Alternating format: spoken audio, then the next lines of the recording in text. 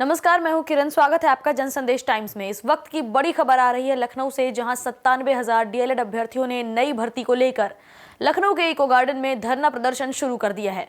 उनकी मांगे हैं कि सरकार जल्द से जल्द डीएलएड और टेट वालों के लिए नई भर्ती निकाले। हमारी संवाददाता मीनाक्षी की इन अभ्यर्थियों से क्या बातचीत हुई, आइए आपको दिखाते हैं इस रिपोर्ट में। मैं साकिर अली, पूर्व छात्र महामंत्री बीआरडीपीजी कॉलेज देवरिया, और मैं डीएलएड वर्तमान में 2018 बैच का प्रशिक्षु रहा हूं। मैं लगातार 2 सालों से प्रशिक्षु प्रक्रिया पूरी करने के बाद मैंने सीटेट क्वालिफाइड किया, यूपीटेट क्वालिफाइड किया। सीटेट हम लोगों ने 2 बार क्वालिफाइड कर चुका है, यूपीटेट 1 बार क्वालिफाइड कर चुका है। सरकार ये कहती है कि आप यदि डीएलएड कर लेते हैं तो आपके बाद एक शिक्षकता भर्ती होती है, जिसको आप करने के बाद हम शिक्षक भर्ती देंगे। तो लोग और छात्र हमारे इस आह्वान और इस उद्देश्य से करते हैं कि कहीं मैं 2 साल की पढ़ाई कर लेता हूँ, उसके बाद यदि मैं अगर पात्रता शिक्षक भर्ती निकल लेता हूँ, उसके बाद से भर्ती आती है तो मैं उस भर्ती में शामिल होऊंगा। लेकिन यहाँ सरकार क्या कर रही है कि लगातार विगत कई वर्षों से जो 2017 बैच से हमारे प्रशिक्षु 17 बैच, 18 बैच, 19 बैच, ये तीनों बैच वहीं धरी रखी है। सरकार ये 3 साल में कोई वैकेंसी नहीं दे रही है। आखिर ये 3 बैच किस बात के लिए बनाए? आखिर में ये डिग्री का कोई महत्व है? मैं सरकार से पूछना चाहता हूँ कि आखिर जो हम लोग को डिग्री दे रहे हैं इतना पढ़ने के बाद, ये किस बात के लिए आप दे रहे हैं?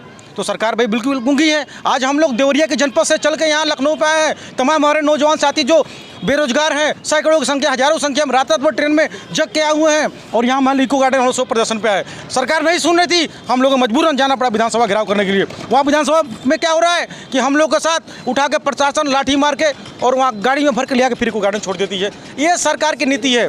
मैं जानना ये चाहता हूँ सरकार से कि क्या हम लोग बेरोजगार के लाइन में ऐसे ही खड़े रहेंगे कि और भी आप, एक तो ये ठीक है हम लोग 3 साल लगातार जो है विगत वर्षों से यहाँ पे बेरोजगार के लाइन पर लगे हुए हैं, उसके बाद सरकारें क्या कर रही हैं, फिर अगले बार फिर नई शिक्षक भर्ती, नए डीएलएड बीएड के योजनाओं के तहत फिर पढ़ाई चालू कर दे रही है। मैं कहना चाहता हूँ आखिर बेरोजगार की एक संख्या कौन सी बना रहे, श्रृंखला बना रहे कि यहाँ भारत में केवल बेरोजगार हैं? मैं जानना चाहता हूँ डीएलएड की डिग्री का ऐसा क्या महत्व है सरकार से?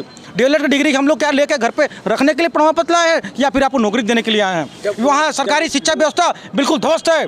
कोई वहाँ पर शिक्षक दिखा दीजिए जो रेशियो बनाया गया मानक के हिसाब से, उस रेशियो पर क्या शिक्षक हमारे अडिग है? नहीं, ये बिल्कुल है। उसके लिए नए शिक्षक पढ़ा ली, नए शिक्षक जब तक नहीं आएंगे तब तक ये शिक्षा व्यवस्था सुधरने वाला नहीं है। और मैं योगी जी को ये चेतावनी अगवा करना चाहता हूँ, अगर आप लोग शिक्षा भर्ती नहीं देंगे फिर बोरिया बिस्तर बांधने का काम करिएगा। क्योंकि नौजवान साथी जो आज जग चुके हैं देश के अंदर, पूरे प्रदेश के अंदर जो जगे हुए हैं, मुझे लगता है ये प्रदेश इस बार बिल्कुल परिवर्तन की रास्ता दिखेगी हमारी ये सरकार की। बिल्कुल ये सरकार जो है अपना बुरिया बिस्तर बांध ले। चूँकि नौजवान साथी जो बेचारे बेरोजगार हैं, 3 साल 4 सालों से लगातार बीएलएड डीएड की परीक्षा पढ़ चुके हैं, सीटेट यूपीटेट क्वालिफाइड कर चुके हैं, उनके पास कोई रोजगार जब नहीं है तो फिर किस बात के लिए आप सरकार हैं? तो मैं एकदम सीधे सरकार से आगाह करना चाहता हूँ कि ये जो बेरोजगार आए हैं, या तो आप शिक्षक भर्ती दीजिए, नहीं तो फिर नौजवानों को कह दीजिए आप साफ साफ हमारे पास कोई भर्ती नहीं है, मैं नहीं दे पाऊँगा। सरकार के पास कोई भर्ती नहीं है, सरकार बिल्कुल विफल है। मैं अभय दत्त 2017 बैच का प्रशिक्षु हूँ। जब योगी जी ने 69,000 भर्ती को पूर्ण कराया तो उस समय इन्होंने सुप्रीम कोर्ट में 51,112 पदों का हलफनामा दिया था। उसके बावजूद भी इन्होंने विगत 2 वर्षों में कोई भर्ती नहीं दी है, जबकि डीएलएड 2017 बैच, 18 बैच, 19 बैच पूर्ण हो चुका है। इसके बावजूद भी हम लोगों को कोई भर्ती नहीं दी जा रही है। हम लोग लगातार पिछले 2-3 महीनों से लगातार यहाँ संघर्ष कर रहे हैं। विधानसभा का घेराव, शिक्षा मंत्री के घर का घेराव, और शिक्षा मंत्री के साथ साथ हर जगह हम लोग मुख्यमंत्री आवास का घेराव कर रहे हैं, लेकिन उसके बावजूद भी हम लोगों को भर्ती नहीं दी जा रही है। मैं योगी जी से निवेदन करना चाहूँगा कि अगर हम लोगों की भर्ती नहीं आई, इस बार हम लोग उनके खुद के विधानसभा क्षेत्र से हैं और इस बार हम लोग परिवर्तन करने के लिए तैयार हैं। अगर हम लोग की भर्ती नहीं दी गई तो निश्चित रूप से योगी जी को अपने घर में ही हार का मुँह देखना पड़ेगा। धन्यवाद योगी जी। अभी के लिए इतना ही। इस खबर से जुड़ी और भी जानकारी के लिए देखते रहिए जन संदेश टाइम्स।